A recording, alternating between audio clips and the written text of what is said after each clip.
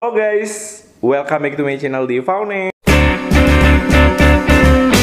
Nah, untuk di video kali ini aku bakal coba untuk nge-sharing beberapa hal-hal yang mungkin kalian di luar sana belum paham nih.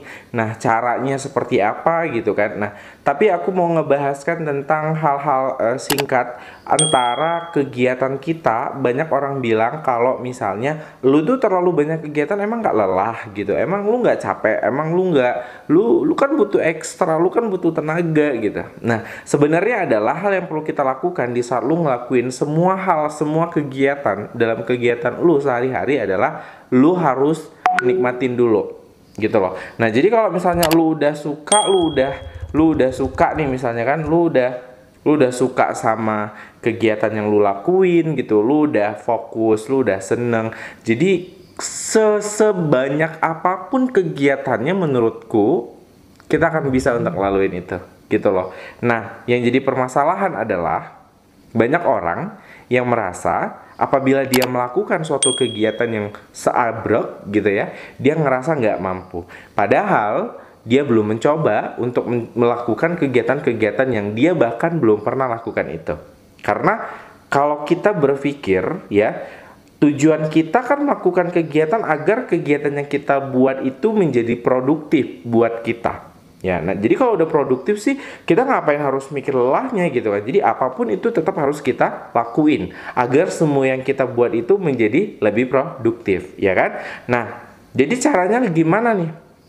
Kita sebagai orang yang sebagai pelaku dalam semua kegiatan yang kita lakukan di luar dari kegiatan apapun itu, kita juga harus paham dengan kondisi-kondisi kita gitu ya.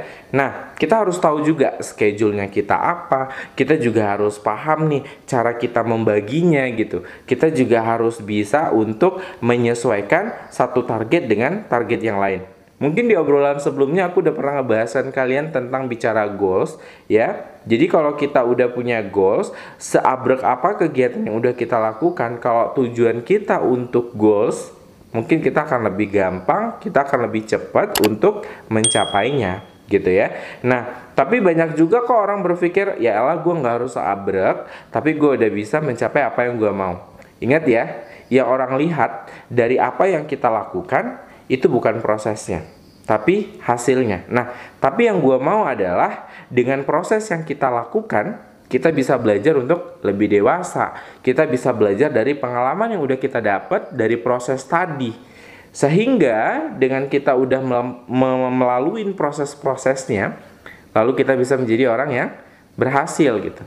Jujur, untuk menjadi orang berhasil itu nggak gampang. Justru saya sekarang yang lagi ngomong dengan kalian yang lagi dengerin saya juga lagi berusaha untuk menjadi orang yang konsisten agar tetap bisa menjadi orang yang berhasil. Tapi keberhasilan orang itu kan punya titik yang berbeda. Orang tuh membuat dirinya atau dikatakan dirinya berhasil kan nggak sama. Misalnya titik si A sama titik si B, keberhasilannya bukan pada titik yang sama. Mereka berasal dari titik yang berbeda. Mungkin saja si A merasa dia berhasil karena telah membahagiakan orang tuanya. Mungkin saja. Atau bisa jadi si titik B, dia berhasil, merasa dirinya berhasil karena sudah mencapai semua apa yang dia mau. Baik itu dari segi material gitu ya, baik dari segi apapun. Nah, jadi dengan kita melakukan semua kegiatan, balik lagi, mau sebanyak apa kegiatan yang kita lakukan, kalau kita ngerasa itu adalah tujuan yang harus kita capai, kita nggak perlu ngeluh. Kita tinggal lakuin aja. Tujuan kita adalah belajar dari sebuah kondisi yang memang harus dipelajarin untuk menjadi lebih baik. Gitu ya. Nah, jadi belajar untuk memahamin, belajar untuk melakukan yang terbaik untuk mencapai goals itu penting. Jadi nggak usah sesekali kalau misalnya kalian berpikir, ya kalau untuk kegiatan seperti itu gue nggak mampu. Jangan pernah berpikir kalau misalnya kalian itu nggak mampu. Lakuin dulu, pastikan kalau kalian udah mencoba dan ternyata nggak mampu, mulai ditipis-tipiskan kegiatannya, gitu loh. Ya, nah terus gue mau ngebahaskan ini lagi nih. Mau ngebahaskan tentang Gimana sih cara kita nge-treatment orang-orang di sekitar kita? Banyak banget orang di luar sana yang pengalamannya banyak banget orang di luar sana yang ilmunya sudah lebih baik, tetapi tidak banyak orang yang bisa menerima terhadap sistem atau membuat treatment orang-orang di sekitarnya untuk menjadi yang sesuai dengan dirinya. Nah, karena memang ini adalah salah satu hal yang paling menjadi trouble dan problem dalam simbiosis organisasi. Misalnya kalau misalnya kalian dalam pekerjaan, men-treat orang itu akan menjadi sulit juga kalau misalnya kalian tidak memahami karakter satu sama lain. Gitu ya. Nah, jadi kalau kita pengen men-treatment orang untuk jadi lebih baik, kita harus sadar dulu nih, siapa nih orang akan kita treatment, gitu loh. Kadang banyak orang yang merasa dia mampu, tetapi dia hanya mampu pada satu titik, gitu loh. Nah, orang yang sudah melangkah ke titik yang lain, apabila dia bertemu dengan orang lain, maka akan banyak karakter yang dia temuin, maka akan banyak cara yang dia lakukan untuk men-solvekan suatu problemnya. Jadi untuk men-treatment people itu lebih gampang karena apa? Pengalaman berjumpa dengan orang-orang baru, gitu loh. Karena setiap kita bertemu dengan orang baru, otomatis itu akan berbeda caranya. Akan berbeda cara kita men-treatment orang-orang itu gitu. Jadi nggak sama. Jadi saya selaku orang yang juga lagi belajar, lagi banyak-banyaknya termotivasi dari beberapa inspire di luar sana untuk ngajak kalian nih. Untuk ngajak gimana sih caranya kita bisa untuk nge-treat orang atau nge-treat diri kita sendiri untuk menjadi lebih baik. Otomatis kalau kita mau nge-treat diri kita untuk jadi lebih baik, kita pasti bisa nge-treat orang lain jadi baik. Syaratnya cuma gampang kok. Ya, kita sebagai orang harus tahu dulu kondisi kita. Kita harus juga punya dan memahami attitude kita, dan kita juga harus paham caranya kita berhadapan dengan siapa. Dan kita nggak bisa nyamain kalau kita lagi berhadapan dengan anak kecil, cara kita menyikapinya kita harus berpikiran seperti orang dewasa. Atau sebaliknya, jika kita berhadapan dengan orang yang pemikirannya dewasa, terus kita menyelesaikan masalah dengan pemikiran anak kecil.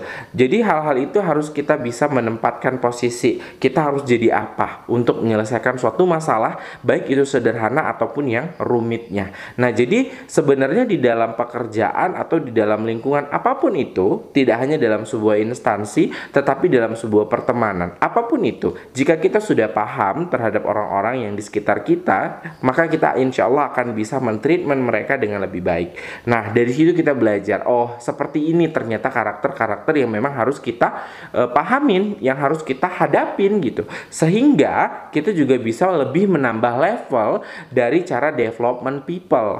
Ya kan? Karena pentingnya mendevelopment people itu ya seperti itu. Kita harus tahu dulu trouble kecil dari orang itu seperti apa, sehingga kita bisa menyelesaikan hal-hal kecilnya seperti apa. Itu loh yang paling sering banyak terjadi di area luar, di sekitaran kita, mungkin yang kita nggak paham gitu loh. Karena banyak banget orang yang bilang, oh gue ada pengalaman begini begitu. Iya, lu pengalaman, tapi nggak semua orang juga punya pengalaman menghadapin orang-orang yang lu hadapin gitu. Jadi caranya kita gimana untuk mengadaptasikan diri pada lingkungan yang baru untuk menjadi orang yang lebih baik, bahkan bisa men-treatment orang-orang sehingga development people tadi akan menjadi patokan atau menjadi pembelajaran buat kita untuk menjadi lebih baik ke depannya. Jadi intinya untuk menjadi orang baik atau untuk menjadi orang yang akan bertambah cara men-treatment orang, kita harus bisa paham diri kita harus bisa paham siapa lawan kita. Nah, jadi nggak perlu kalian membahas orang-orang atau membalas orang jahat menjadi orang jahat. Ya coba untuk baik aja, solvekan problemnya di mana. Mungkin itu akan menjadi titik terang buat kita bahwasanya kita udah berhasil menghadapi atau menyelesaikan masalah dengan orang-orang yang di sekitar kita, bahkan dengan pola pikir yang berbeda dan tidak sama. Gitu ya. Nah, selamat malam. Thank you banget buat kalian yang udah ngikutin, yang udah mau dengar sharing singkat tentang kehidupan sebenarnya, tentang kemandirian kita sebenarnya menghadapi orang-orang di sekitar kita untuk tetap bertahan.